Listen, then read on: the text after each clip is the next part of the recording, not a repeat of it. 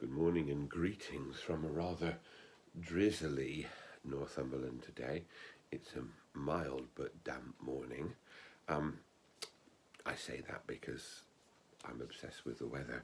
I'm also pleased that this week, sometime during this last week, we crept up to 100 subscribers on YouTube.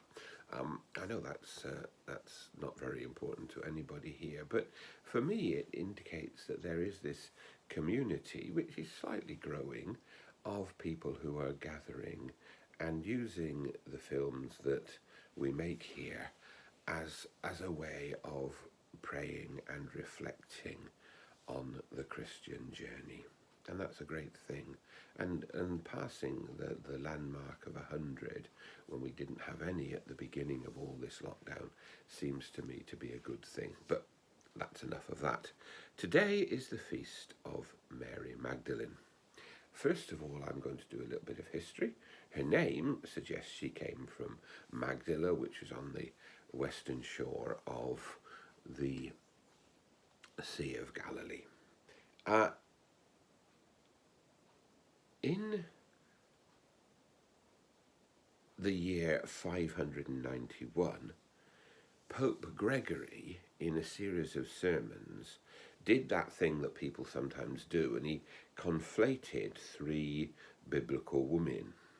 Mary Magdalene, who is first introduced in Luke chapter 8, Mary of Bethany, Mary, Martha, and Lazarus, who is in Luke chapter 10, and the unnamed sinful woman who anoints the feet of Jesus in Luke chapter 7. So he takes these three women and makes them one. Two of them have the name Mary, and the other one was even unnamed. But he sort of weaves this story, which sticks particularly to Mary Magdalene. So this tradition that she was a prostitute and then became a follower of Jesus began, and of course took the artistic imagination, and therefore through the generations Mary is described as this sinner, this prostitute who is transformed by the love of Jesus. And that goes down right to Godspell. I Don't Know How to Love Him. Godspell was the first stage musical I ever saw, and it's there. And of course, but it isn't in Scripture. It comes out of this conflation that the Pope made 500 years after Scripture. So, what do we really know about Mary Magdalene? We know that she was not poor, that she was one of those people who supported Jesus out of their own resources. There were a group of women who did this. We hear that she was delivered from a demon, that Jesus healed her. So we know that she was thankful to Jesus for healing. And we know, and this is the important part in her story, that she stuck with Jesus. She's mentioned more than most of the apostles. She is mentioned more than any of the women in the gospel, except for Mary, the mother of Jesus, who has a unique place. And she is one of those who is a witness to the crucifixion, the burial, and the resurrection of Jesus.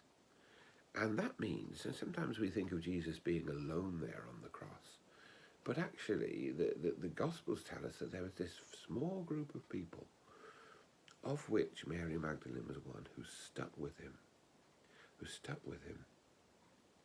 and who were faithful to him even through suffering and death. And Mary was one of these. And she was one of those women, the Orthodox Church call them the myrrh-bearing women, who went to the tomb early on the Sunday morning. And it was there they discovered the empty tomb, and it was there that Mary, weeping in the garden, had the experience of the resurrection and was commissioned by Jesus to go and tell the others. That's why one of her ancient titles in the church is Apostle to the Apostles. She was the one who was chosen by Jesus to go and share the good news of the resurrection. The first person chosen to do this, to share it with Peter and the others. And of course that means she's had a significant place in the understanding of the importance of the equality of ministry between men and women. She's a very important figure. But for me, the two things that strike me is that she stayed close to Jesus, even in the greatest pain, and that she therefore became a bearer of good news. When we experience pain, the tempting thing, think of Thomas a few weeks ago, is to run away and be by ourselves. But Mary showed the way. Stay close to Jesus. Even when hope fails, stay close. And from this, the fruit of new life will come. May God bless us all today and give us that faith and hope that Mary Magdalene had.